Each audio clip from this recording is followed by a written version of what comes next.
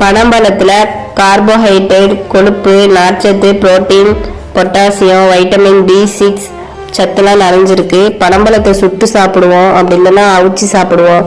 நீங்கள் என்ன மாமி செய்வீங்க? பனம்பழத்தோலை உரித்து 2 டம்ளர் தண்ணி ஊற்றி பிணைஞ்சு சாரை எடுத்துக்கணும். எடுத்து வச்சுக்கிற பனம்பழ சாரை வடிகட்டி எடுத்துக்கணும்.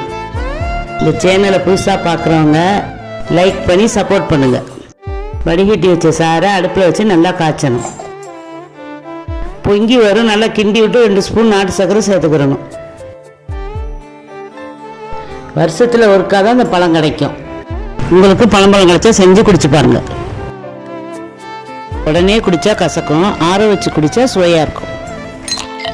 ஆற வச்ச பழம்பழ ஜூஸில் 2 ஐஸ் கட்டி போட்டு குடிங்க, சூப்பராக இருக்கும்.